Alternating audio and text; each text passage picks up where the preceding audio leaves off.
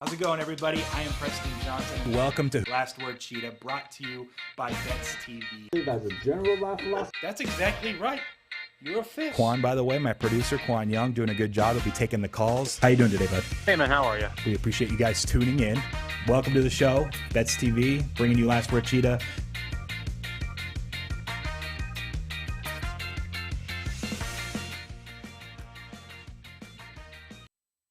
Welcome, everybody, to Last Word Cheetah, brought to you by Bets TV. I am Preston Johnson, hanging out here in studios with Qwan Young, my co-host and producer. Welcome to those tuning in from the Game Plus Network as well. Happy to have you as usual. It's a good day. I am headed to the Dodgers game tonight. We know what that means for people that have followed along. I have a running streak of unders since soccer matches in Salt Lake City, and whenever I attend a match, a game, any league, any sport, bet the under. I know you can get 9.5s in the small places that actually are offering it, because I don't think the Dodgers have announced a pitcher yet. Doesn't matter. Who cares who the pitcher is? Going under 9.5 minus 120. We already got a lock in. We're 30 seconds into the show. Other great news. This is Qwan's last day on the show. He finally can join OnlyFans and make a new career for himself now that they've eliminated and banned sexually explicit content. So congratulations, Qwan. And I'm not sure if you're going to actually be here tomorrow or not, but after that, your weekend, you're taking things to another level. Hot chocolate. 1112. Your new OnlyFans name. Follow me on OnlyFans. Hot chocolate 1112. Hold on. What do the numbers mean? It's special. It's my birthday. Ah, okay. Well, happy birthday in a few months. He'll be around. I was just messing around, but that's crazy. I'm like, the whole thing is weird to me. But yeah, they built their entire platform on that, and then it's like, yeah, we don't need it no more. We need new investors. Our revenue is going to go down 80% at least. Like, I don't know. Good luck. We'll see. There are other platforms for performers, though. So here's the real question. I snagged a few domains last year. I had this concept, this idea. Someone tweeted at me, and it clicked, but lonelyfans.com. I thought about that. And the lonelyfans. I think I also talked about this in like the first couple episodes. So I brought it up to you before. Yeah. So I have those. Is this good for my future prospects as a lonelyfans domain holder, or is this bad? It's probably I mean, we were never going to do sexually explicit content on onlyfans.com, but maybe people are going to start thinking, wow, I wish I could watch people watching games like OnlyFans. If only there were a place like LonelyFans. Hey, it might be a positive. I'm just throwing it into the etherverse. I like that. I'm pretty sure a bunch of Lions fans will sign up for that. Have you seen the YouTube video? It's kind of famous, of the Pittsburgh Steelers fan watching the end of a playoff game on a big screen, and he just absolutely loses it. No, I don't think it was that long ago. I think it was a couple of years back, like 2 or 3 seasons ago. I'll show it to you after. Yeah. That kind of sparked the idea too, where some of these viral videos of people reacting to games, and we've seen it, just sweating. We were sweating some games when you don't even have a pick and real money. It's just the Qwan Fade segment. Yeah. Or we're sweating games for callers. And you're like, man, I can't believe people bet real money on this. So imagine watching people that do have real money on this. There was another video that went viral of a guy during COVID betting on the weather, and he just lost his you-know-what in front of his mom because like the weather was way worse than he had anticipated in one city, or the stock market moves. Like, he was betting on the weirdest stuff, but those reaction videos are pretty good. So LonelyFans, you subscribe to guys that just watch the games in real time, and you watch their reactions while everyone's sweating the same bets. Just dudes being dudes, betting on the weather. Yeah, so leave OnlyFans. They're donezo. Join LonelyFans, although the site's not up yet. Maybe in a few years I'll actually work on it. Welcome to the show. This is Last Word Cheetah. We take your calls every day. We talk through your bets. We also track them, and at the end of the month, we give away cash. So for those that are new, we've given away $1,500 the last 2 months. We've had a bunch of callers that have been absolutely on fire in August. I believe Tom is still in first place. We had Carlos nearly hit a 16-1 shot, but I talked him out of it, and he only hit a 5-1. It was a 3-teamer. But 661-515 bets is our phone line. Typically, we'll take calls throughout the majority of the show, but today is different. I mentioned it a little bit earlier today on Twitter. I also mentioned it a few days ago when we were kind of breaking down the future week. We'll take calls for the first half of the show. So go ahead. The phone lines are open. Let's lock them in. If you're playing for the cash, for the prize pool money in August, we need to get quick. We need to get through the calls. The second half of the show, Collin Wilson and I are going to be longtime friend. Would meet up with him whenever we were in Vegas, chat college football. He's a big-time college football bettor. We're going to do a season win total snake draft. And I've actually done this with him before a couple of years ago. And we would just kind of go through snake draft style and pick our favorite win totals. Once one is selected, that team is off the board. We have to pick accordingly. It'll be fun. It'll give you guys just a quick insight, a minute on each team, each play from Collin and myself, and kind of give you guys some action as we're getting nearer to college football season. So that'll be at 1:30, coming up here in about 25 minutes. He'll call in. After that, we won't be taking calls. I'm just going to go. We're going to need that entire time, I promise. Collin and I we can go at it. So I think the phones we'd said are open. I believe we have a caller already, so we'll just start patching them through. And yeah, welcome to Last Word Cheetah. Who am I talking with? Hey, this is Patrick. What's up, man? Where'd you end up? Hey. I know it was like 3-0 all of a sudden in the first. Did you end up catching up and winning yesterday? You know what? The Blue Jays actually took the lead in that game, 5-4, and then their bullpen, they literally imploded. The over 5-8. was the play in that game. It was 100% the play in that game, so I blew that. That's rough. I did see that they had taken the lead back, and I hadn't seen the final. Too. Go ahead. Yeah. So I was going to say, I'm going to the Cardinal game tonight, too. Me and my 9-year-old, we're going to be right behind the Cardinals dugout. So if anybody's tuning in, anytime they show, what would that be, a left-handed batter, you'll probably see me and my son right over that dugout. So hopefully we get a W. Nice. So that means you have to, you're Cardinals fans? Oh, yeah. Okay, so you need to bet the Cardinals then. No, I don't do that. I mean, I kind of have over the years, I have the gambler's malaise where my son's a huge fan, but now, I mean, I'm not nearly as big of a fan, like, for my team as I used to be, like, when I was a kid, because, I mean, when you gamble so much, I mean, you know what I'm talking about. Yep. You just kind of lose that fandom for a bit. Okay. I respect it. So I think desperate times call for desperate measures. I feel like I'm behind. I don't know what the leaderboard is, but I got to be behind 5 or 6 units by now. So I am going to dip my toes into the parlay pool. Then this is something I would never bet with my money, but I think I have to do it for this contest. So I'm going all NFL preseason. I'm going Jets, Vikings, Steelers, all on the money line. It should be Jets, Vikings, 270. Steelers, all on the money line. Let me pull some prices, and I'll plug it into the little parlay calculator. Jets, I can give you minus 135. Ooh, better than I thought. Yeah, I'm just going to give you the best price that we can find from a book that'll offer all three. Vikings, you said, was next, right? I know that's moved quite a bit. I can give you minus 150 there. And the last one was Steelers, you said? Correct.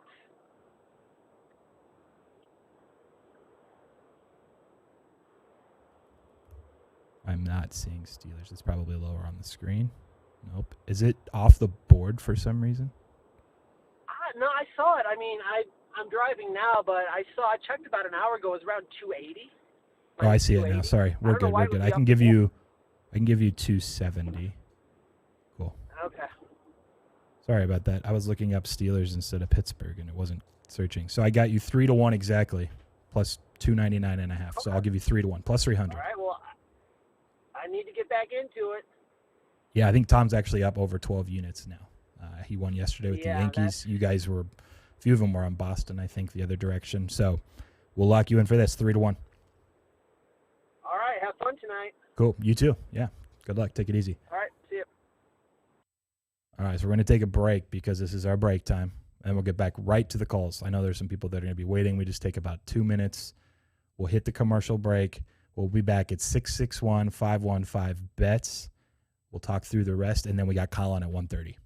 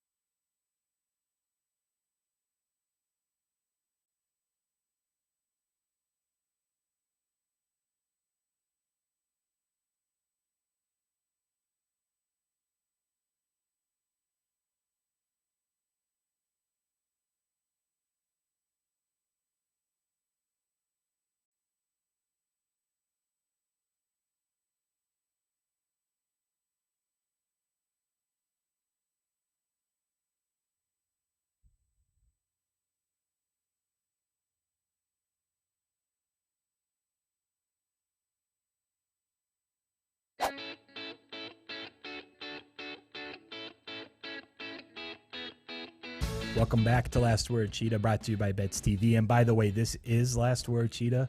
We forgot to adjust the title for our stream from yesterday's Steam Morning show with Right Angle Sports. So what happened, for those that were following along yesterday, brand new show concept. Once a week, we release a college football play with Right Angle Sports live on the stream.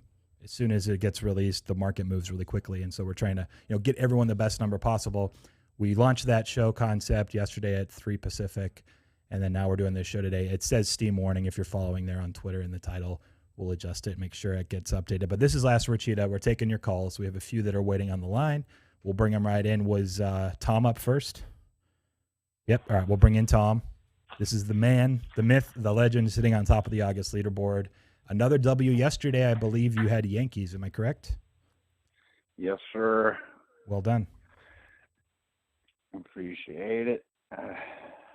What are you looking at for tonight? Right, what do you see for a run line with Milwaukee and the Cardinals? Oh, no. All right. Depends what side do you want? I was going to take the Yankees again, but since the caller before me said they're going to the game and couldn't bet on the Cardinals, I'm going to take the Cardinals in the run line. Okay. Let him and the son pull for me tonight. There you go. So plus 1.5, plus 105. I can give you on the Cardinals. Does that work? That works for me, brother. Cool, man. We'll lock you in. We appreciate it. Continue the good work. You're crushing it this month. All right, brother. Peace. Take it easy.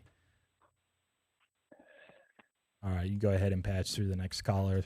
This is Preston. Welcome to the show. Who am I talking with now?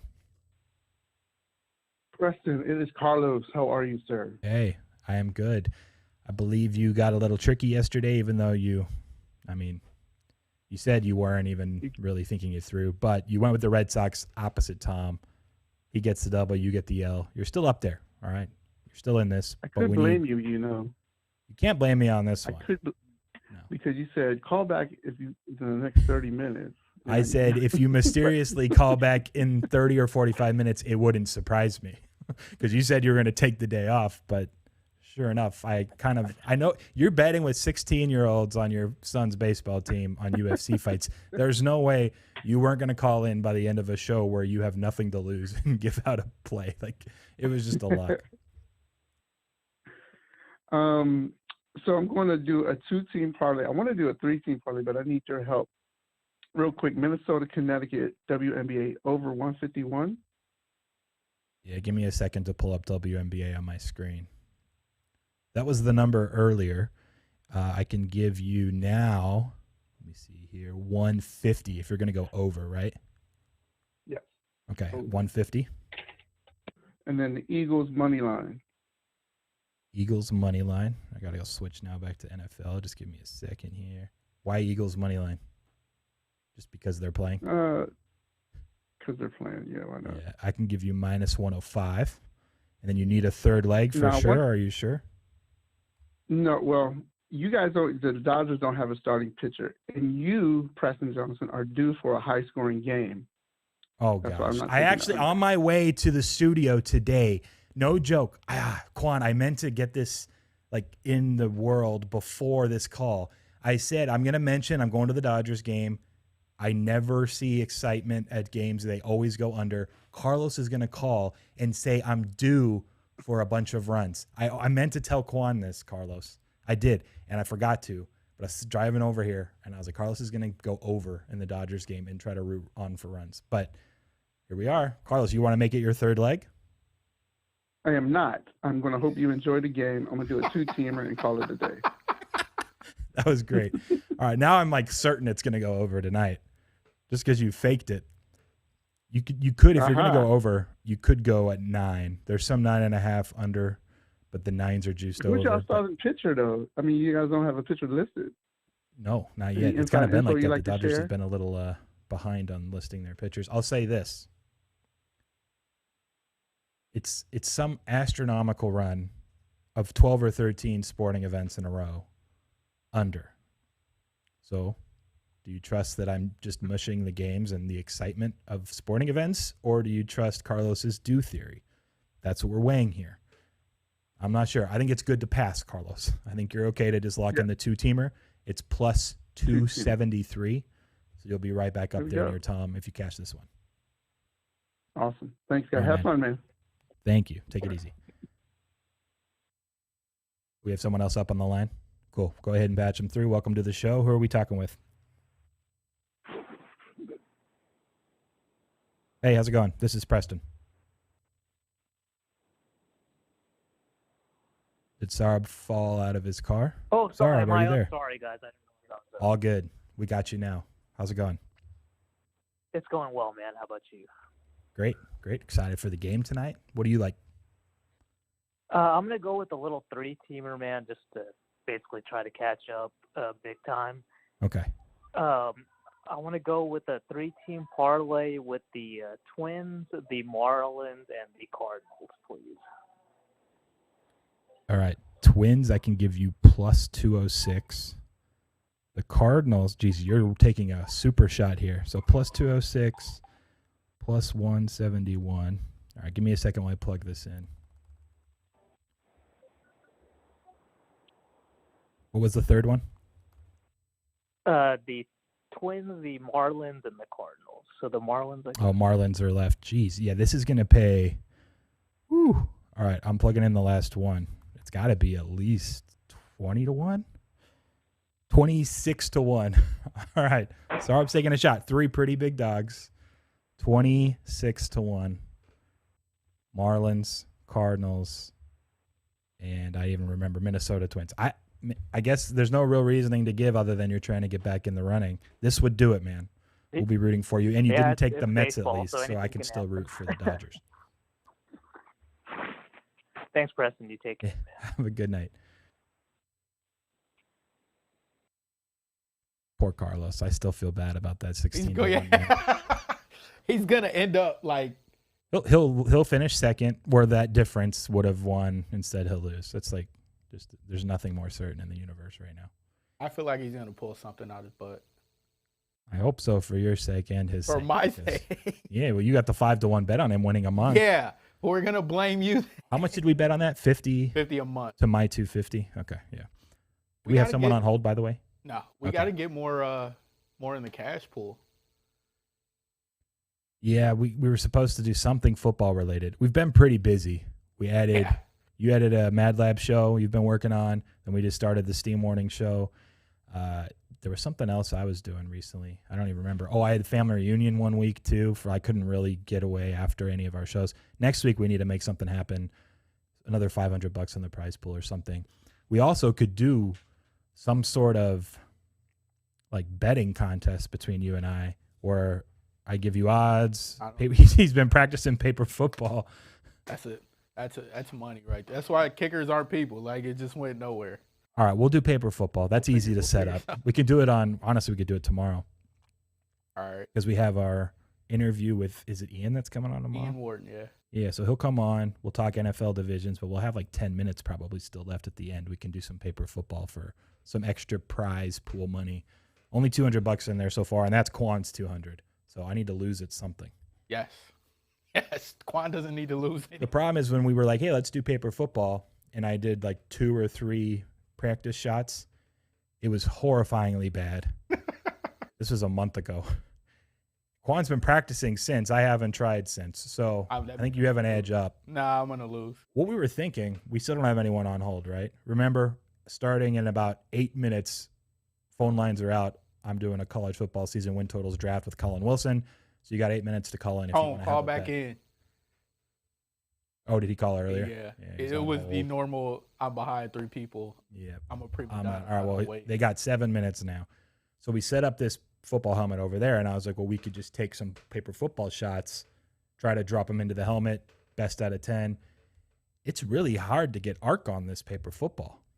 So like, maybe we put the helmet down there and we try to launch them in that way, but it just didn't feel like I would have any hope or shot. Heavy football, yeah. So we'll figure out exactly how to do this. Maybe we do the actual field goal posts of like 2 water bottles or something, but I don't know. We got to break it down. You're something's turning. Yeah. You just got to come with the paper football that you love. Oh, I know what we do. I got it. and I'm good. That's scary. I see a Pikachu hat. I don't. Remember how you can't see out of it? Yeah. Neither of us have really worn it. I think you have a couple times over there just for a second. He sat here. He lost track of which direction he was even sitting. He was talking to a wall for like 5 minutes straight once. You can't see out of it. We could do Pikachu head, mask, paper football, where it's really pretty blind. And it also adds to the randomness. And if one of us, hits a couple, like that's probably going to win it. So I think we can do something like that. We'll bring in the next caller. Welcome to the show, Last Word Cheetah. This is Preston. Who are we talking with? What's up, Preston? How's it going, man? What did you have yesterday yourself? I forget. I had Mets and the A's. The Mets won. The A's lost by 1. Story of your life. It's all good. All right, let me get Royals moneyline live and Cardinals moneyline. Okay, Cardinals, I can give you the 171. I got to look up a price here for the live on Royals. Yeah, against the Astros. So is it the middle of the bottom of the 6th right now? I think it it's might be locked, or is it in the middle of the inning? It's going top 7. Oh, okay, perfect. Then I'll have a line here. Let me just pull her up.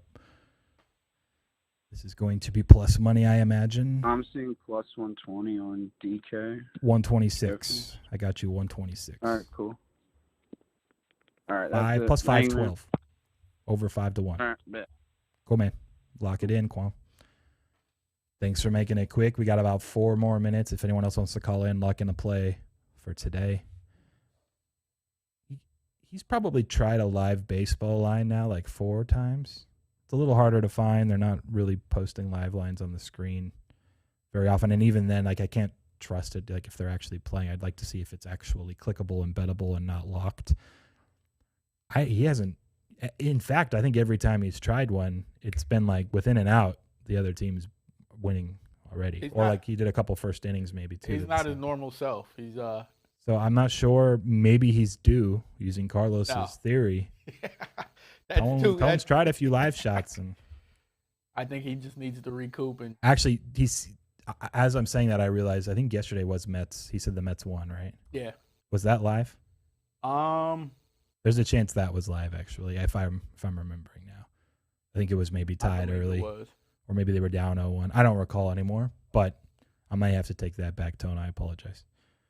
I'm rooting for him. The live lines are kind of fun. It also proves something. It sheds light on Tone as a person. Outside of the fact he said he makes 10 times as much money as you do. And a few of his calls have been very interesting. It means that in the middle of the day, he's following and sweating these baseball games, and he knows the status of games 6th, 7th inning, 3rd inning, 2nd inning, no matter who's playing. It's the Royals. He's following sports. The guy's a degenerate, that's for sure. I got to respect it. Yeah, he's in there, man. It's just things aren't going his way in either one leg or some way. I think I need to bet on him next month. Same deal you gave the swap with. You wanted Carlos. We should next month. We should do a Carlos Tone head to head. Ooh, all right, we'll do that. We're not going to do it for the end of August, though. We're going to do it for next month because the end of August, they're both putting my money on Carlos. They're both going to be. Dude, he's in second. Yeah, thanks to me. But he would have been in first too. Yeah, I'll take the blame. Carlos, I need you to come through. All right, last shot at the line. 661-515 bets. We got about 2 minutes before we got to hit our break, and then Collin and I will break down the season win totals. I'll just kind of we wait for a potential caller.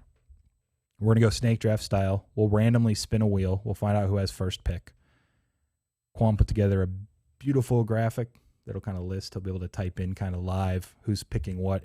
Me and Collin are each going to select 10. So at the bottom of the barrel there of what we may or may not like at that point. But I'm hoping that there's at least like 6 or 7 that I still like. Granted, we were starting to do season win totals in college football futures like 7 weeks ago on this show, conference by conference. Look, like half of the ones I think that I recommended have moved like half of a game.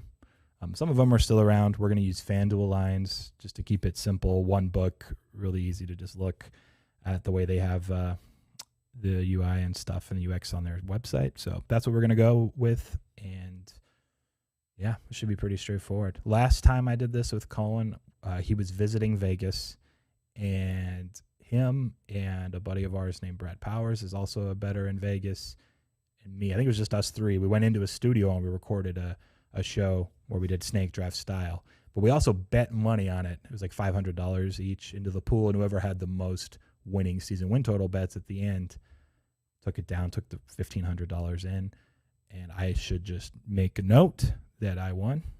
And so I'll throw that in Collin's face as well when he jumps on the show live. But I am 1-0 all time in college football season win totals draft. Undefeated, Qwan. It's not too many things that you get to work with an undefeated. This is my first time. Season win totals, snake draft, fantasy style betting competition. First time working with somebody undefeated. Also a fan of a defeated team. So, both ends of the spectrum.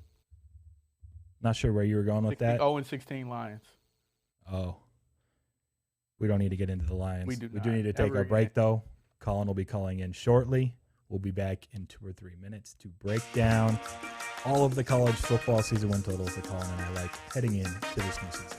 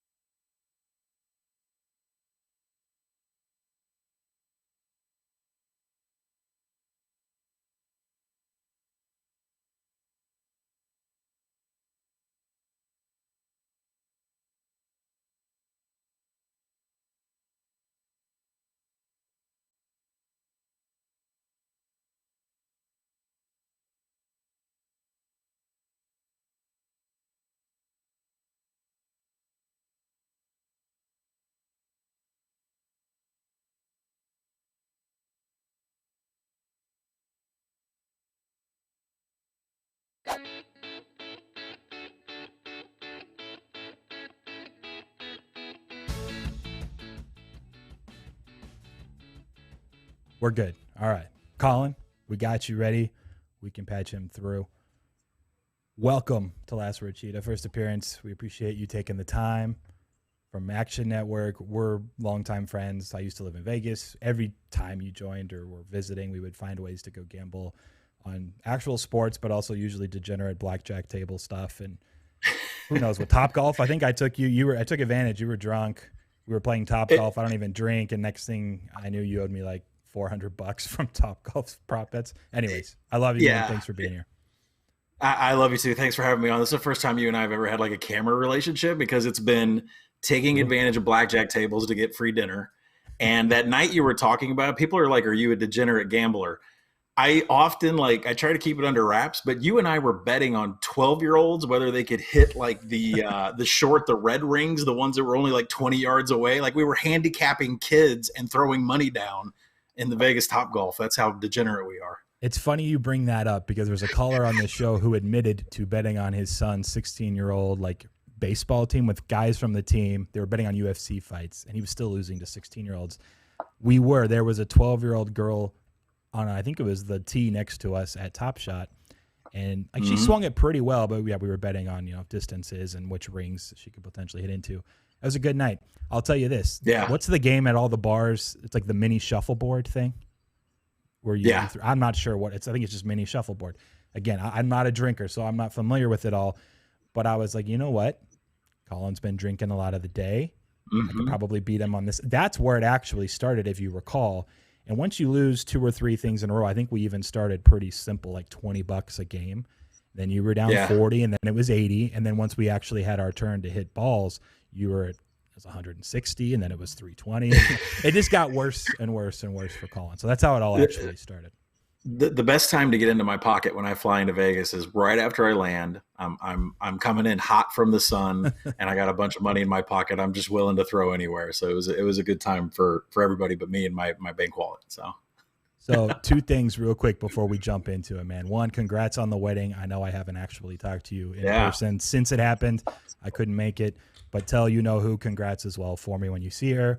Well, I'm going to flip a Lions coin to see who gets first pick. I think it's cursed because Qwan just threw it at me. It's a poker chip. There's a side that says Detroit Lions with an actual lion on it, and then there's a side that is just a lion. Qwan, I'm not sure which it's going to be. We're going to just trust him. Whichever one it lands, I'm going to take the one that has just the lion. They'll get first pick.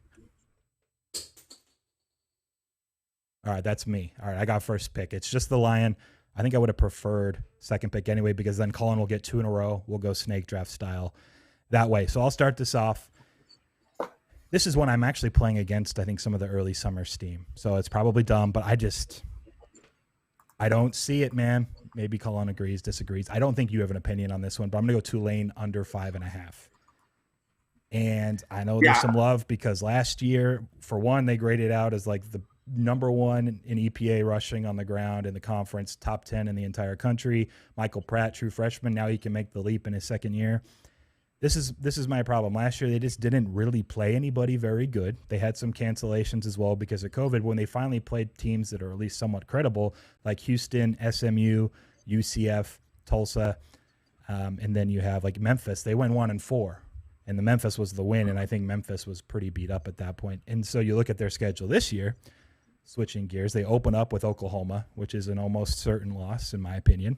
They'll win against Morgan State, but then even at Ole Miss, even the UAB game at home, I think I have UAB a small favorite on a neutral. They're going to get them at home. They'll probably be a small favorite, but that's not necessarily a winnable game. At East Carolina, a team that everyone actually is pretty high on. And then they have this murderer's row of Houston, at SMU, Cincinnati, at UCF, Tulsa, and they finally get South Florida, but only to go into Memphis. I don't know how this team gets to 6 wins. My number is like 4.8. I got to go under 5.5. So I'm going to lock in Tulane. Just too tough of a schedule. Yeah, and my projection had me pass on them, and I haven't talked much about them in the preseason. I had them around 5.8, close to what the market is. And the big problem for me is that Willie Fritz lost his offensive coordinator and Will Hall, and Hall ball is like something I love to bet. But he's moved on, and they have a new offensive coordinator. And I think they're going to have a very talented offense, but when you have a transition from an offensive coordinator you like to bet and has made you money before, you get a little tentative until you see it on the field. So that's why Tulane was off my radar. I've just got a bevy of unders. I'll just give away a little bit of draft strategy here. I know you and I went at it toe-to-toe a few years ago, and out of all these teams we picked, I think I lost by like 5-6 points, something like that. And I don't know our format here, but we gave each other points if like you took plus money on an under or over. So the first one I'm going to go with is a South Carolina under 4. It's juiced to minus 145. It's a number mathematically that I have at 3.7, but this team is transcending past the mathematics. I can sit here and tell you about how they're dead last and everything, but the fact that Luke Doty, the only quarterback that had experience on that team for a new system, new schemes on both sides of the ball for Shane Beamer, the fact that he got hurt and he's now questionable in week 1, and they pulled Zeb Noland, who was, backup at North Dakota State, played at Iowa State. I mean, this is a grad assistant that said, okay, I guess I'll suit up and I'll play. That tells you how bad this team, I don't know where Yeah, I don't know where 5 wins is going to come from on this schedule. You have a non-conference against Clemson, in the SEC schedule with the East, and they didn't draw anything good out of the West from cross-division play. So the number is coming down to 3.5 in a lot of places, but the book you and I agreed to pull numbers from, they're still sitting on a 4. So I'm going to make that my number 1 draft pick. Real quick, because you get to pick again. Don't worry about the juice. I know we use it to your advantage if you can as far as drafting. There'll be some times where people can find worse or better numbers, other books, but just wanted to keep it simple. So minus 145 or not, all good. Take it. We'll lock you in for that. All right, let's do another quick one. I'm going to head to the Big Ten. Let's do another Power 5 program. I'm going to say Northwestern under 6.5. I don't understand this number. I don't know how they get to 7. And I don't think returning production is as big of a deal this year as it is in most years because we have so many super seniors. And 77% is like the national average for returning production this year, when usually it's about 63%. So it doesn't matter if you return a whole bunch. Well, Northwestern doesn't. 28% on offense, 50% on defense. But more importantly, they just lost their star running back. He's like the only one that has experience that was coming back from a rushing standpoint. And they named Hunter Johnson as the quarterback and not Ryan Helinski, who transferred in there. And that was just – I didn't even understand that yesterday. I didn't even think there was even question that Helinski wouldn't be the starter. So I don't think we have any clue what we're getting at the quarterback position. We have lost a ton from this team that was just havoc crazy. They were 20th in defensive success rate. They've still got really good players in the secondary and good players at linebacker, but they have lost a monster chunk of what got them some of those wins last year. So I don't know how they get to 7 wins, and I'll take under 6.5. I remembered Hunter Johnson being pretty poor under center when he had something run a couple of years ago. Yeah. 1 touchdown, 4 picks, 50 of 108, 46% completion percentage, 4 yards per attempt. Was not good. No. Plus, like you said, losing the running back, pretty big deal. So I'm going to take 2 here. I'm not sure if they're going to be overs or unders. Let me pull up my sheet that I had made some notes. So there's one I do need to kind of take advantage of because the number is 8 some spots plus money, slight plus money over, but here it's 7.5. It's Texas. And this one, I love this one. And I was actually doing a podcast last night and it came up as well. But we did Big 12 super early quantity, like 5 or 6 weeks ago. But I love that the last few years, Tom Herman, it was like year 2, Herman, year 3, like all the recruiting grades stack up, right? They're always top 10. It's like, this is going to be the year. And the hype for Texas, with all the publicity they get anyway publicly, this is going to be it. And I would just bet under on Texas every year. And now every single media pundit, magazine, everything is like, it's a rebuilding year for Texas. It's going to be a few years for Steve Sarkisian. It's going to take some time. Okay. All right. Now it's 7.5. My numbers think it should be over 8. I'm going to take a shot on 8. Look, it's one of the greatest offensive minds we've seen, whether it's NFL level, college. They have the talent. I don't think they can be much worse defensively anyways. I just have to trust it, go with it. And since it has moved a little bit, other books, I got to just take the 7.5 that's offered at FanDuel. So I'm going to take that. And it's really just on principle numbers. And I just kind of trying to stay ahead of the curve where everyone's now counting them out. And honestly, after Oklahoma and Iowa State, there's a drop off in the Big 12. They could absolutely be the 3rd best team in that conference. Let's see. I'm probably going to go. You haven't taken anything that I wanted yet, but I'm going to let me make sure it's what I think it is. Let me just double check. You have a few tabs in front of me. Do you have Penn State's number? I think it should be 9 still. Yeah, it's under 9. I will so tell I'm going you. to go under the 9 on Penn State. And this is another one, surely just numbers. I don't necessarily hate their setup, their personnel. I think that they're going to be – last year they had that run, right, where I think they lost 4 in a row. Like their season could have got away from them, and they, frankly did a good job bringing them back to some degree. But with their schedule and their conference, I just don't think that they're going to be getting double-digit wins enough. I had it closer to 8, and you're getting a push on a 9 anyway, which maybe for this format – isn't necessarily what I should be doing. But I think early on, when we did the Big Ten, we liked Wisconsin minus 3.5 even in week 1. I'm more bullish Wisconsin. So one of those games that's maybe closer to a pick. I actually think Wisconsin should be a slightly bigger favorite anyway. And then they still have to play Auburn out of conference, which I think will be interesting. And then they still have to go into Ohio State.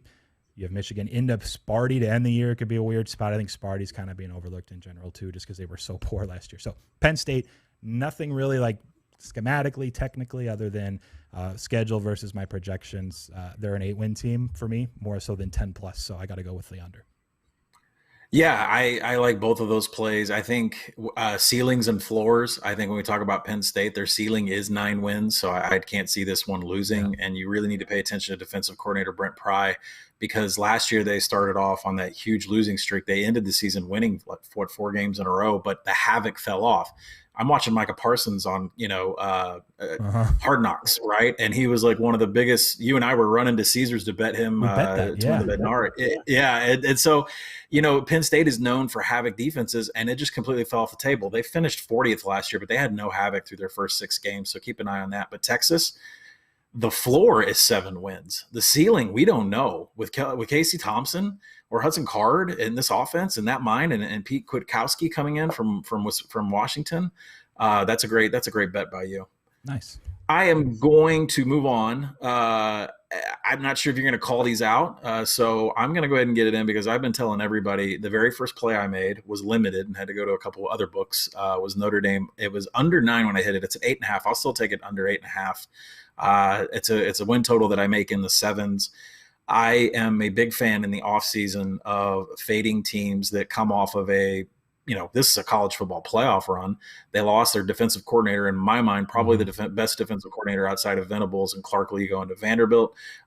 Ian Book moves on, and he was creating plays with his legs and through the air. They just don't have proven explosive talent at the outside at the wide receiver position. Kyron Williams can't do everything. And if you get a defense that can just tee him up, Jack Cohn is a game manager. He's not a playmaker. If you look at his turnover-worthy plays versus his big-time throws, it's just not going to get it done for Notre Dame. I can't see them hitting plays over 20 yards down the field.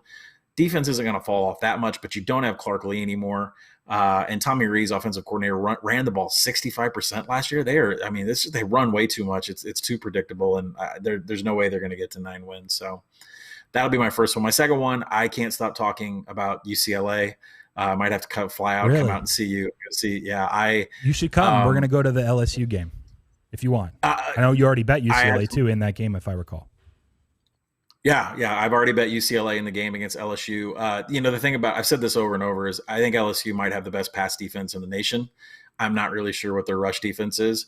And all I needed was Dorian Thompson-Robinson. I figured it was COVID and protocol related why he didn't show up for like 11 days around the facility, but he finally showed up and started practicing last Friday. And the Macquarie kid behind him is got the size, got the arm, got everything. Chip Kelly has a loaded team in year 4. It's a win total. I just make it 7.7. So it's not mathematically that high. But the thing I keep going back on, no one's talking about this, is that UCLA went out and hired Ryan Gunderson. He was a former Broyles Award nominee. That's, for best assistant coach in the nation. He was a nominee for that award as the passing game coordinator for San Jose State. And I saw Nick Starkel transfer from Texas A&M to Arkansas, and he was dog shit. I don't know if I can say that word on here, but he was complete. Starkel was terrible. And then he shows up at San Jose State, and all of a sudden the Spartans are bombing everybody. Nick Starkel had a pass of at least 40 yards in 6 of their 8 games last year. Where the hell did that come from? But the guy that designed that offense is now in charge of DTR, and that makes me a huge buyer of UCLA. All right, so 2 things, and we don't have a time crunch or a hard cap on this, so otherwise I'd probably move on to the next teams, but we're good to go until we're wrapped up with this interview. I know if you have somewhere to be also, you can tell me, but if we go over, the hour a little bit, all good. So first thing, I think when we did the Notre Dame, I wish I had gotten the 9. It was 8.5 by the time we covered it, and I said, I'm going to pass. It is plus money on the 8.5s. Maybe if someone can find a 9 that's minus 140 range, it's still good. But my summary was more or less like yours. I told Qwan, I said, if Jack Cohn's under center, why would I be betting overs on Notre Dame? It's as simple as that. It didn't even work at Wisconsin. He's playing a similarly tough schedule. I think they grade out as the 14th or 15th toughest schedule coming up for strength of schedule. So anyway, I'm with you on Notre Dame, but not enough to have bet it now at 8.5.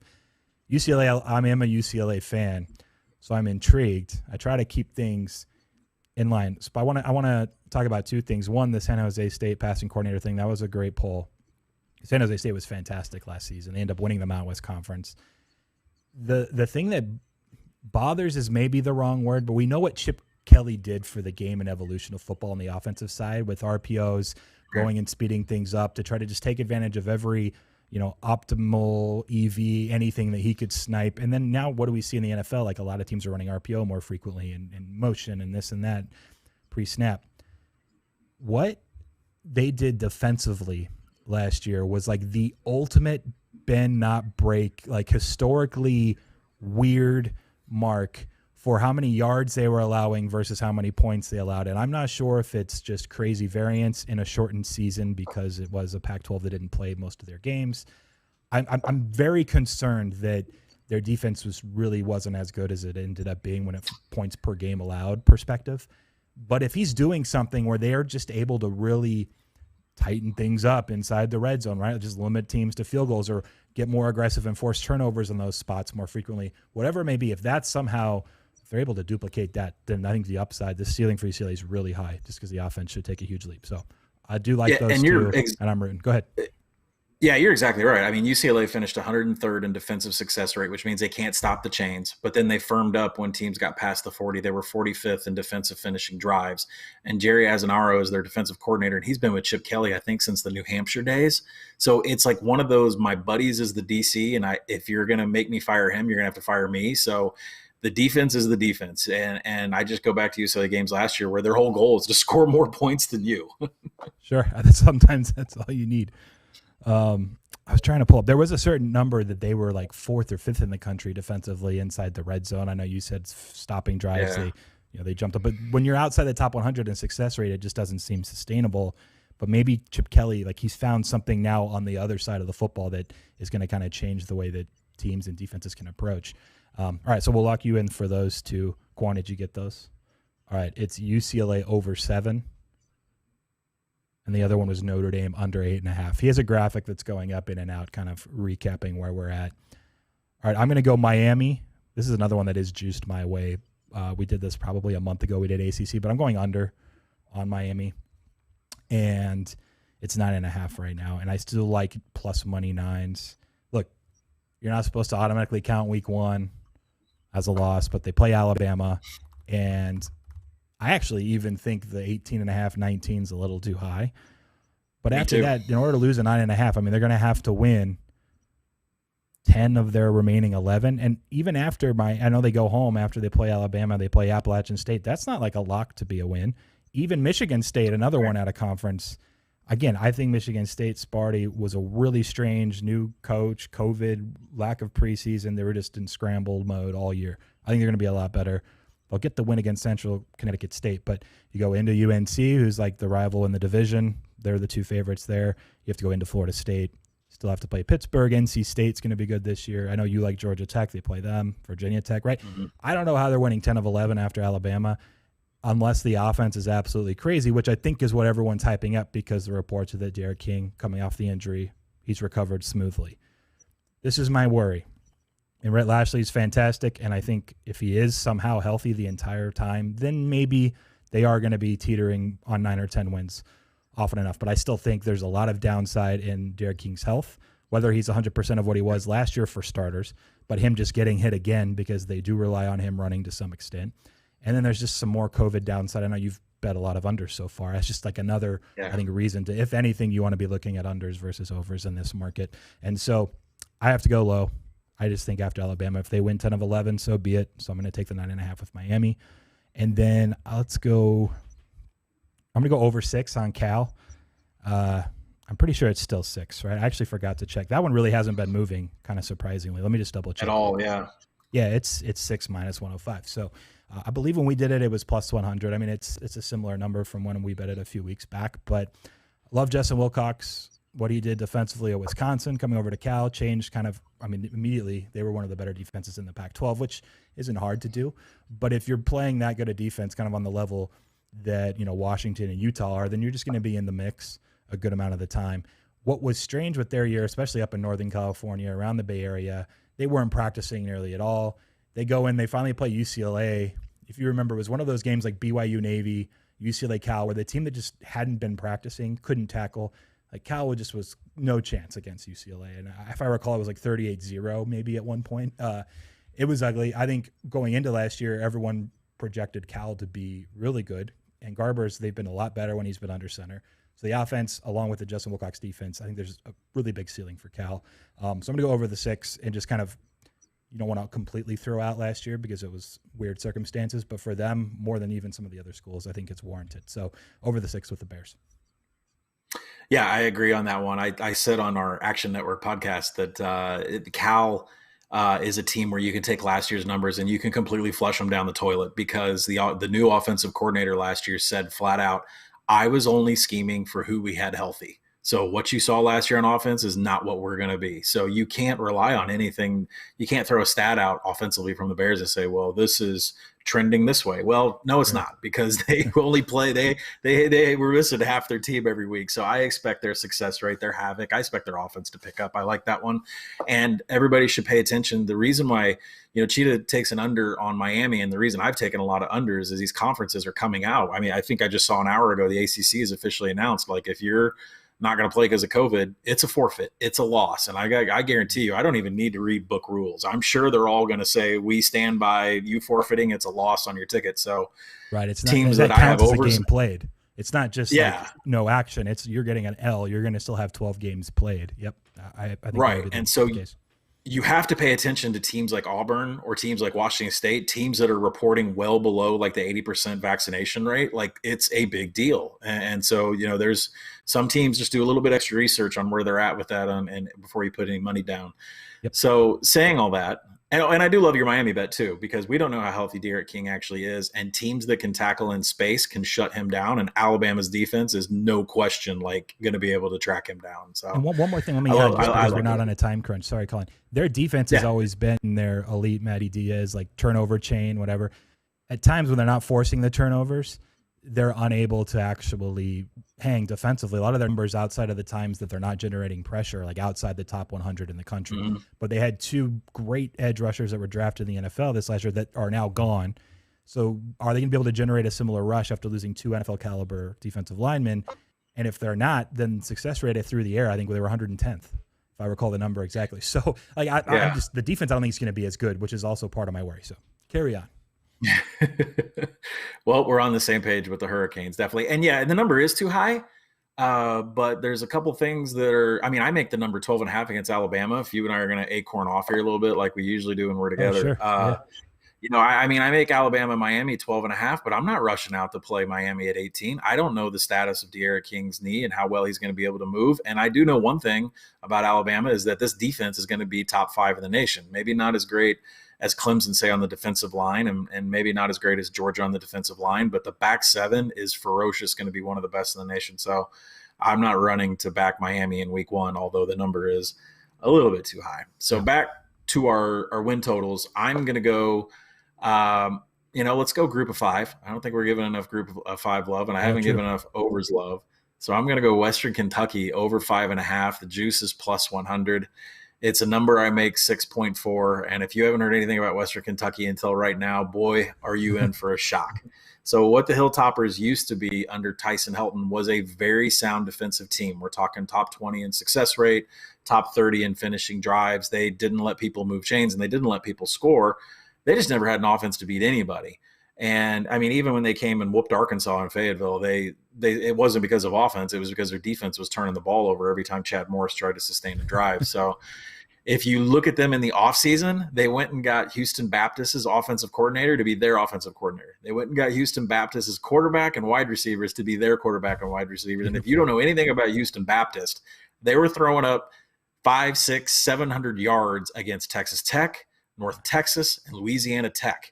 Really gave all those teams huge issues. And if you can do that to that set of teams, Conference USA is a conference, and their division mates that they're just going to rattle. I mean, that the offense, if you watched any of those games or read those box scores, Conference USA defenses are not ready for Western Kentucky, and Bailey Zappi, the quarterback, and the offensive coordinator are about to put on them. And he's got his wide receiver, so it's not like, oh, we got the quarterback. No, you went and got his 2 best weapons too. So read some Houston Baptist box scores from last year, and then that'll get you really excited about a Western Kentucky over 5.5. I like them to win Conference USA. I wish they didn't play Tennessee Martin in the first game. I know. It's like not even lined yet, and it'll probably be hard to get much down on. I wish there was, some buck opening up like a 52 against an actual FBS team or something that would move 14 points. Anyway, we won't get that. And the thing is, we would want it to be, I think Western Kentucky and Vanderbilt had a 17-point move like 4 years ago. You and I were on that. But so I think the thing with you and I is, that we want to keep things like this Western Kentucky team under wraps. We want to keep it quiet. And because we want to, get the best number and hopefully not tip off odds makers what we're doing. But at the same time, they face Tennessee Martin. If they throw up a 50 burger up there, they're never going to have value again after that. But in the win total at 5.5, I make it up in the sixes. To me, they can win the conference. 14-1 was a bad number. 12-1 was a bad number. I think I would buy them all the way down to 7-1. So that's how much I like Western Kentucky. Okay. With pick number 2, I am going to go against every single talking head that I have on podcasts. I have in my eyes. I haven't heard anybody say Oregon under 9. I think I'm the only person in the world that's fair. Have you said anything about them, Preston, before I go into my – are you pro or against Oregon this year? I'm right on market with their win total. I'm pretty bearish Washington, and so I think Oregon at plus money to win the division, the North, is fine. But if you want to go under 9, I'm not necessarily disagreeing. So yeah, you can take it from there, but I do have like plus 110, 115 on the division. Yeah, I'm going under. I have it projected at 8.1, but really to tag on to your Cal talk, Cal was a co-defensive coordinator situation between Peter Sermon and Tim DeRuyter. Tim DeRuyter has since left, and now he's the defensive coordinator at Oregon. And you think, well, Cal defenses have been great.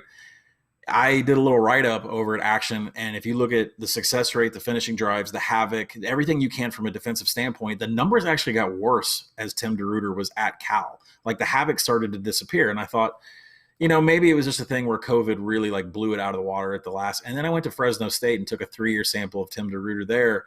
Same thing. The havoc just all of a sudden disappeared, and the success rate got worse. He's going to change schemes. He's going to go bend, not break. Like we said about UCLA, you can have everything up until the 20-yard line, and then I'm going to try to stop you. There's one thing, and everyone's, freaking out about Kayvon Thibodeau, and he's the best edge rusher in the nation. And yeah, that's true. And he's probably going to go one of the first picks in the NFL draft. That's all true. But Anthony Brown has a ceiling, and it's not one that can get him past Ohio State. He's going to get surpassed by 2 freshmen on that roster. And then the big gaping hole on this defense is the rush defense. Like outside the top 100 against opponent success rate and rushing the ball, these guys can't stop the chains from moving. I mean, they have lost a lot of defensive pieces. It's a new scheme. And some of these teams that they have on their schedule, like Utah or, other teams on here, they can run the ball straight down your throat and never give you the ball back. I know Jamar Jefferson isn't at Oregon State anymore, but they did get a transfer in from South Carolina can run the ball, and he's got yards after contact for days. But there are Pac-12 teams that can run the ball and keep the Oregon offense off the field. And I don't see 10 wins out of this team. There's going to be a switch at quarterback. Everybody knows that. We got scheme changes, and I don't like the defensive coordinator. So let me jump in for a second, because again, I can't say I disagree, but if I was to make one point to try to scare you off, Anthony Brown transferring over, you referenced Boston College. I thought it was interesting. Now, again, this is pulling a small sample, but PFF has a lot of play-by-play data for college football now. And Anthony Brown at Boston College, they didn't run much RPO, but when they did, he graded out as one of the best, most efficient quarterbacks in the country last year in RPO situations. What do we know about Moorhead and Oregon? They run a ton of RPO still. So that's going to be at his disposal. The question is, though, when they were running RPO, was it just so infrequent that they always caught defenses off guard? Or is Anthony Brown like an RPO wizard? I don't really know, but that's the one thing that I think there might be a little more ceiling to Brown in this system than we just realized, because Boston College was so straightforward, run the ball most of the time. Yeah, that's a good point. If Anthony Brown can pull that off at Boston College, I'll have to go back and review. I don't know off the top of my head if they faced Duke every week when he posted those numbers, or Pitt. It's a big difference between Pitt and Duke, but I would probably want to go back and look at that. But it seems like it's just well known around Eugene that there is going to be a quarterback change to Butterfield or the other freshmen. Those guys are so highly touted that maybe they're being saved until after Ohio State. We'll see. They have to go to Washington. I know not, you and I, our mutual friend Hayden is texting me every morning saying you're making a mistake. He hates Washington. Yeah. He's like, where's the – and I don't know where the offense is going to come from. Dylan Morris looked good in the scrimmage the other day. But are they good enough to beat Oregon? They're going to have to play their 100% A+ game on defense to beat Oregon. So I think Oregon under 9 is good. Yeah. If we're all right, wouldn't Cal at 20-1 to win the North be relatively enticing? Have you bet anything Cal division related? I haven't, and now you got me thinking about it. Because like Washington State, I don't think is going to do it. You referenced, their hiccups. Stanford, we're both bet the under 4.5 -130. Oregon State's not going to be there. So if Oregon and Washington end up being teams that kind of fall short of what people expect, Cal's, I think, the third team there to take that spot. And with an offense that nobody knows is a complete mystery to every team that they're going to face. Now that you are talking about it, I'm going to go bet it. Bingo. That's why we do this show. All right. I think that was your first team, right, on this wraparound? Or did you take two? I did Oregon under, and I did Western Kentucky.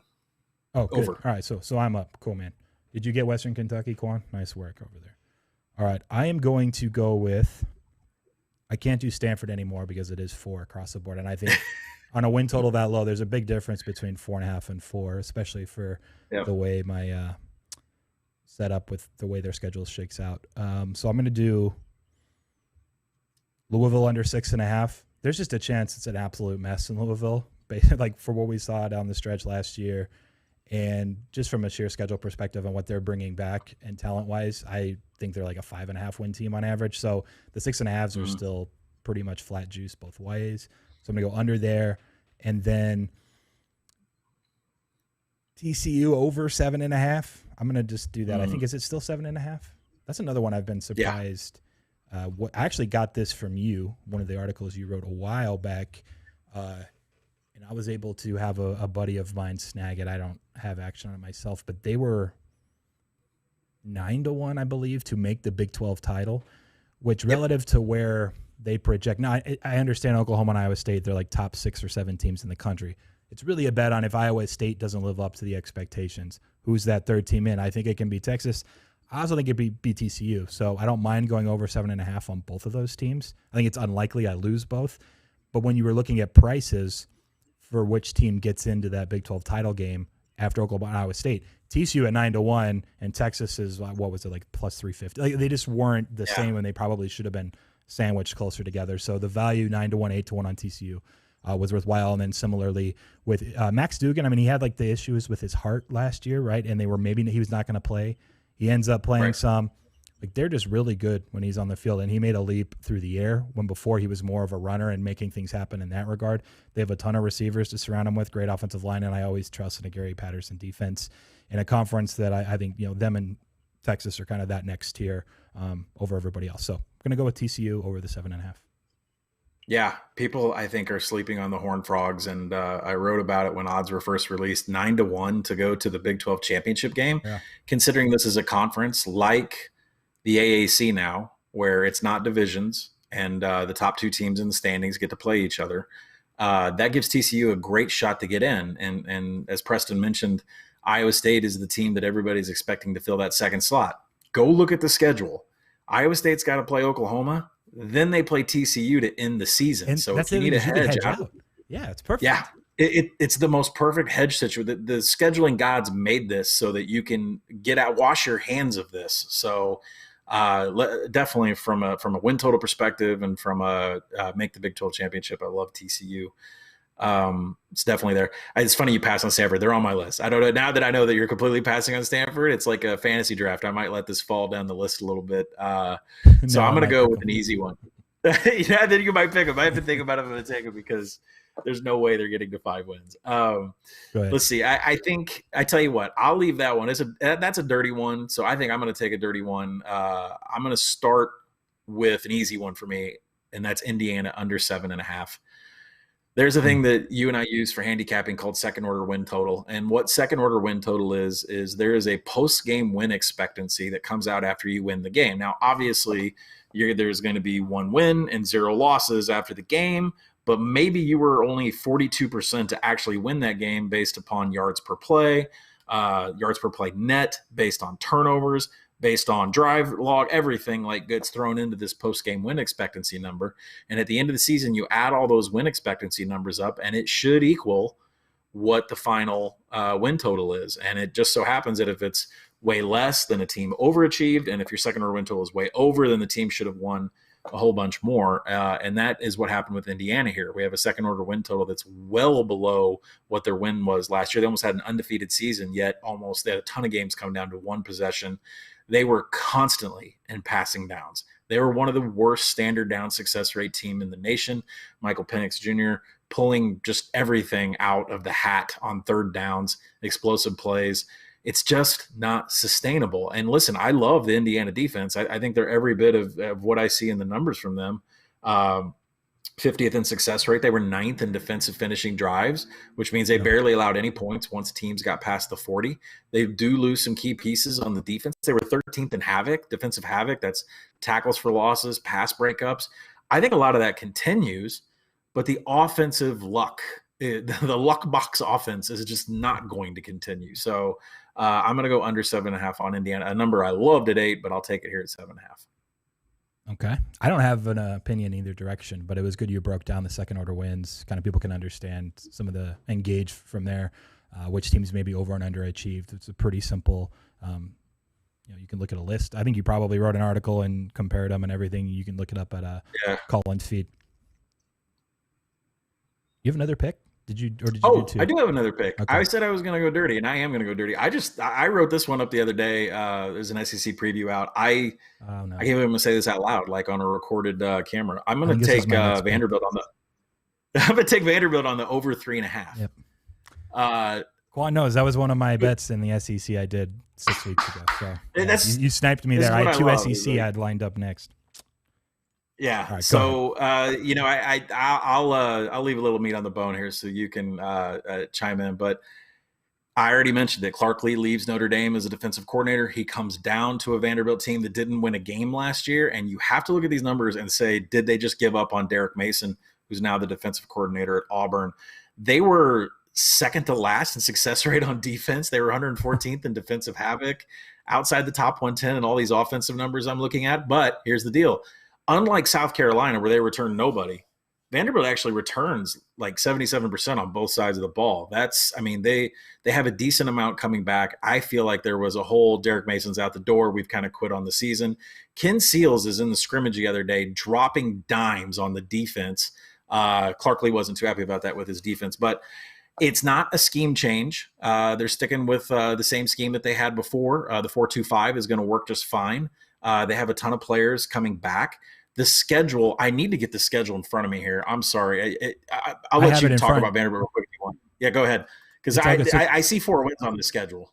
Yeah, you got East Tennessee, or they have an FCS game. Is it East Tennessee, then the UConn, and even Colorado State's closer to a coin flip. So that's 3 before their conference games, potentially. And then the Stanford game. So the Stanford game is really important to me because not only is Stanford coming out, we don't know the time slot on that game, but I believe, I'm looking it up, that is sandwiched for Stanford in between USC and UCLA.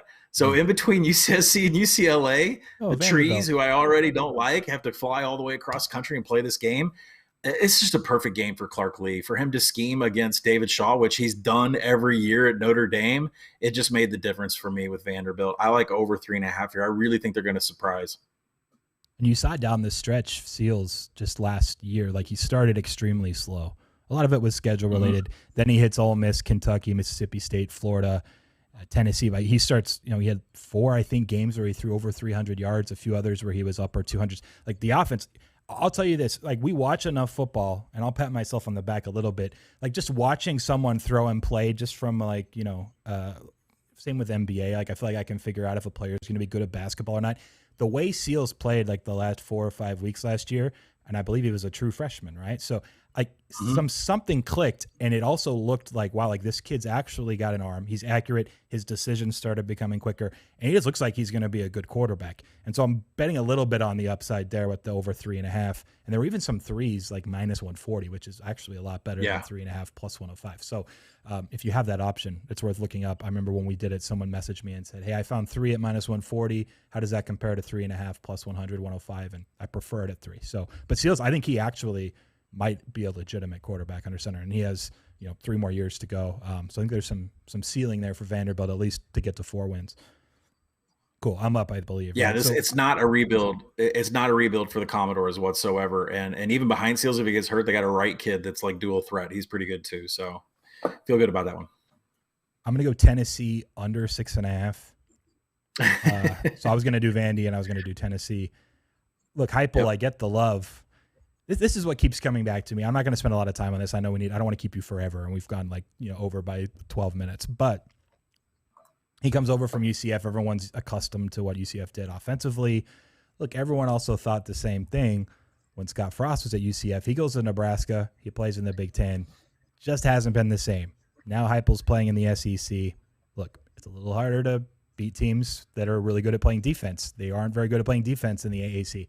I'm not sure how much it translates when it's all said and done. And so for me, and it's also, is it Hendon Hooker's likely? I'm not sure if they've announced officially who the quarterback is, but Hooker's a transfer over from Virginia Tech. It's not like he has a great arm, right? His value was more in the run game anyway when he was at Vatech. Wasn't an accurate thrower. I think his passing grade when he dropped back at PFF was under 60, which is well below average. So in the SEC, you need to be able to drop back and make a pass. I don't think they can do it. So I think the Heupel love is going to be a little too insurmountable against the schedule. And yeah, I'm going to go under 6.5 with Tennessee. And since you sniped me on Vandy, I got to pull up my list again here. Qwan, I'll add to that while are you you're close to an update by chance on the? Can you show me the graphic? I'm not sure how many picks I have left. I kind of actually need to look a little bit. This is my 9th. I'll tag in on Yeah, Tennessee real quick. I mean, Joe Milton had 2 touchdowns in the scrimmage this past weekend, so Joe Milton has separated himself from Hendon Hooker, but it doesn't matter. Like when you and I talk about Cal's offense and how they changed the scheme because they didn't have healthy personnel, Heupel doesn't care. He's going to run his offense no matter if he's got the right players or not, and he doesn't have the right players, especially on the offensive line and on the outside. So I agree with you on Tennessee. Okay, so here my number 9. You know I love Bronco Mendenhall. But, by the way, I want to point this out. I wanted to make a note, and I did this yesterday. For people that can shop around, I said, hey, let's use FanDuel lines, right? Utah's season win total at FanDuel is 9.5. The under is minus 110. You can get 8.5s at a similar juice over at books. Shop around if you can bet at FanDuel. And I know you have to let it sit for a few months, but under 9.5 Utah, over 8.5 Utah is extremely ahead if you're able to shop around and get that. They win 9 games exactly frequent enough that's way good. I think you can bet the over 8.5 up to like minus 130 or 140, and it's still way ahead. So just wanted to point that out as I noticed FanDuel for some reason is offering a 9.5. Someone must have gone in there and just hammered them. And I think you like them in the South, and it's moved plenty since the last 2 months or so. I'm going to go, though. I even just said it, and now I'm spacing. Who did I say? Virginia, Bronco Mendenhall, under the 6.5. Yeah. So I love them, but the schedule, the part of it, I think the reason this is 6.5 is because they completely overachieved last year after Perkins left, and everyone expected. Is it Armstrong's their quarterback? He steps in, and they actually did a fairly good job. I think they lose quite a bit defensively. I think Bronco Mendenhall's pretty schematic, though, defensively and what they'll be able to do. But when it's all said and done, I think they're going to be closer to a 5-win team than even a 6-win team. I'm not sure why this is 6.5. Just kind of trust in my numbers. It's one that I could try to make some sort of narrative or something around it. I think they just kind of overachieved somewhat versus their underlying metrics last year to some degree. And then based on who they play, I mean, they get BYU and Provo out of conference. They play Notre Dame. This time is out of conference because Notre Dame's no longer in the conference. And then Illinois even is not going to be a gimme. And I think before that game, Illinois will have already played at least 2, so they'll have a little more experience under their belts there. So it just sets up, I think, that they go into Miami, into UNC, into Louisville. It's an under 6.5 for me. Do you have any mixed feelings about the whole BYU Virginia game? Like, do you? Oh no, I don't love the game to end 3-0. I'm a BYU fan no matter what. So yeah, all good. 3-0 is fine. Yeah. It'd be like when Petrino came back to Arkansas. It'd be like I'm still going for Arkansas, right? Yeah. Even though I loved the Petrino years so much, it's the only made a Sugar Bowl. But I don't care if he fell off his motorcycle bike with a volleyball girl. It doesn't matter. All right, your final 2. Are you still up? Yeah. No, you're Is good. this my? Yep. I'm good. Okay, so my final two, I'm going to go another G5. We're going to go Charlotte under 5 -120. It's a projection I have at 3.8. I love the head coach, Will Healy.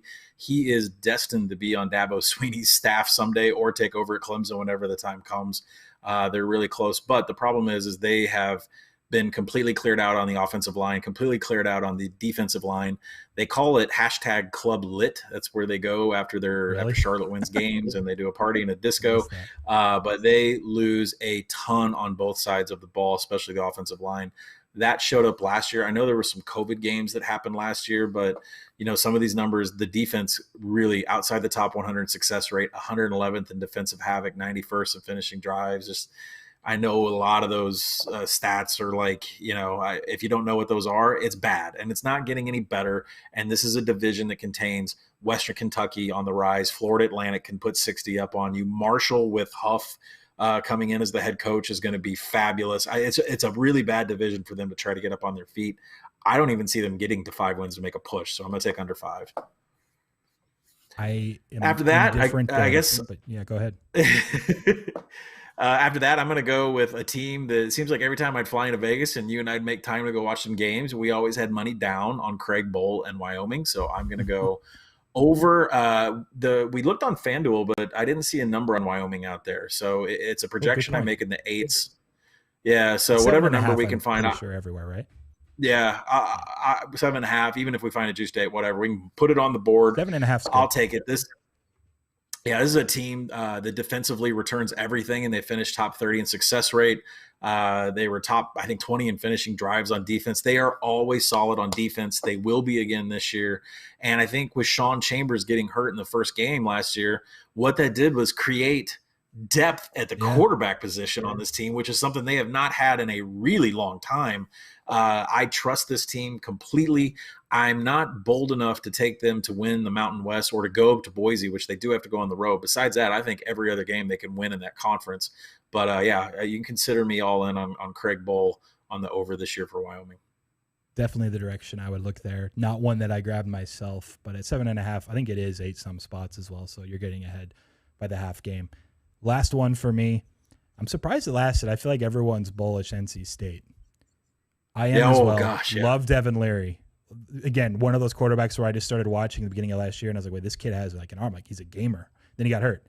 I think there's a huge ceiling for NC State. And again, if I'm already under on Miami, under on Virginia, I'm neutral on UNC, but I'm under on Louisville. That means I have probably like a team in the ACC quite a bit, right? I think it's NC State. So just from a sheer correlated, I have these unders in the ACC. There's going to be a team that overachieves as well. And for me, that's the Wolfpack. So that'll round it out. That's my 10th pick. Collin, I know that was long, but I loved it. It was perfect. Yeah. We'll lock this up. We'll tag you when we post this. We'll maybe cut our interview out in a separate link too. And I appreciate your time. Real quick before you go, let people know where they can find you and what you're doing the next week or two. Yeah, Twitter is @_ Collin, COLLIN 1, and you can find all my work over at Action Network at Action Network HQ. I'll be writing about probably every week 0 game and everything from week 1 all the way through the rest of the season. We'll have podcasts, I think 2 or 3 podcasts a week.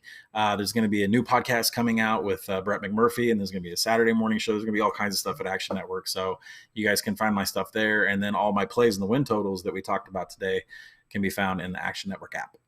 Right on. Appreciate it, Collin. You take it easy. Yeah. Thanks for having me, guys.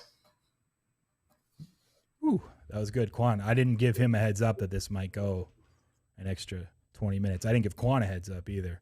But here we are. I'm glad we were able to get it in. We'll chop it off. It'll be its own little season win total draft. It'll be good content. Collin, we're just so wordy anyway, but also we like to have a little fun with each other. So, that didn't sound right. Don't clip that. What was the NC State total? 6.5. 6.5. Yeah. I remember it was 6 when we did it. It was the second conference we did 5-6 weeks ago. It was like 6 -120. And now 6.5 is like -105, -110. It's pretty much a flat 6.5 now. But that's when I still am pretty confident they get to 7. So, yeah, line them up, take a screenshot, listen back to the show again later if you guys are going to start firing. But these are all FanDuel or Lions numbers except for Wyoming, which for some reason they had pulled.